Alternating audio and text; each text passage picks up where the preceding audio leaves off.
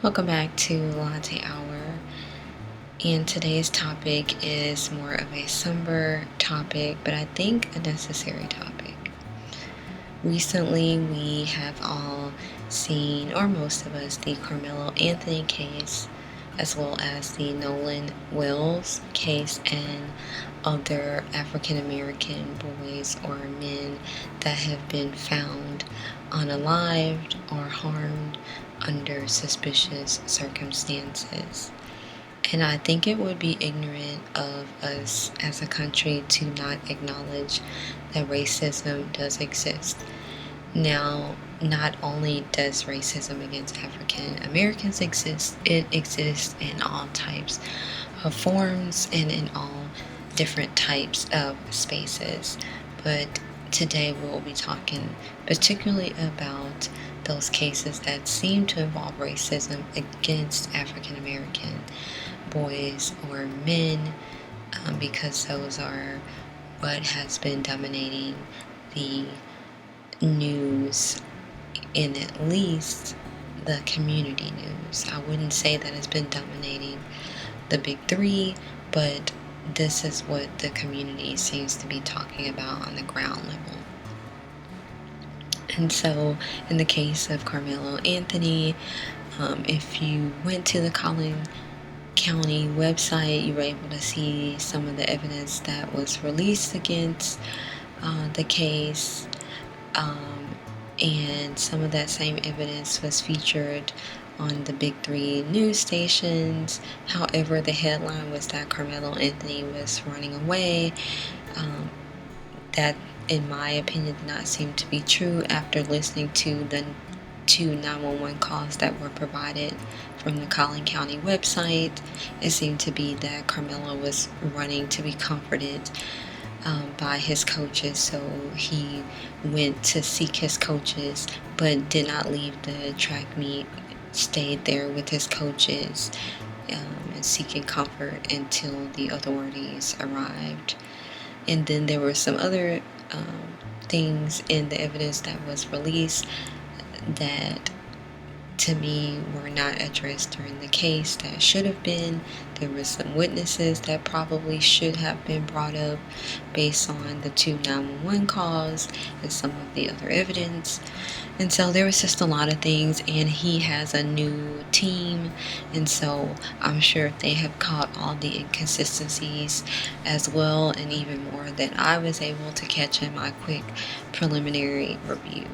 So I would encourage you to always go straight to the source. You don't really need the news to tell you anymore. In the age of information, you can go and get the information and make your own conclusions. And so with that being said, the same thing with the Nolan Wells case. There has been a picture of him at a pool party, which supposedly happened after the time that they said he went missing. And so again, you can look that up. And so that brings me to the, I guess, important thing I wanted to talk about today was when you're on jury duty. And I know they try their best to stack the jury in their favor a lot of the times, and so a lot of us won't end up on the jury of some of these monumental cases. But for the cases that you may end up on the jury on, they I don't know how to put this.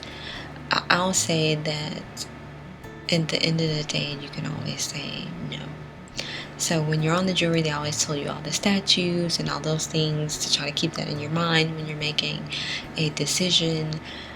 However, I've always felt that if I thought something was completely wrong, I really don't give a crap what the statute says or what the law says. If I think someone's being railroaded, especially in the name of the law, then my answer is simply just going to be a no.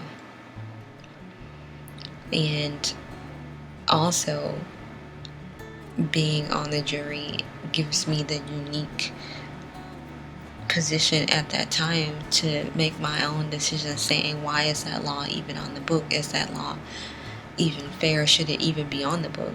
Why should we abide by laws that really probably shouldn't be on the books? And so in that case, I will be voting a no. And so I want to know how you all feel. Do you strictly stay by the like line by line what they're telling you to do, or do you actually make your own or draw your own conclusions there? And I feel like as citizens we should have the right to do that. Well, you do, because in that case you do. I just feel like some people might be pressured, but for me, if there's any doubt, because they always say if there's any doubt, right? So if there's any doubt, I do not care about the letter of the law in the books. I'm not sending anybody away for something that I did not believe was proved beyond a reasonable doubt. And these days, there's a lot of doubt because the system is so corrupt from the inside out that the doubt just naturally exists, in my opinion. This is not legal advice, disclaimer. None of this is medical advice. None is just my advice or my opinions, and don't need to be followed. My opinions. But yeah. So if I find any doubt, I'm not going to vote in affirmative on putting someone away in a system that clearly has so many things that need to be improved upon. So yeah, that was kind of what I wanted to know your thoughts about in the comments below, or what ways you think we can change the system, or even what laws do you think are on the books that shouldn't be on the books. We'll start there. And then another thing is that eventually I would like to see the law simplified, because we have laws at every level and they really all need to come together and be more simplified. It should be easy for any citizen to read the law. It shouldn't be difficult to navigate, and I believe that the difficulty is there to keep everyone confused and keep everyone under control. So hopefully one day we can get to a more simplified law system that works for everyone, and in my opinion it's not designed to keep people confused. So anyways, let me know your thoughts below, and please, if you have time, go and look into the other cases that are going on and go to the sources. Don't just rely on the big media to tell you the story. Alright, I believe that's it for today. So have a lovely day and enjoy your research with a good latte. Bye now.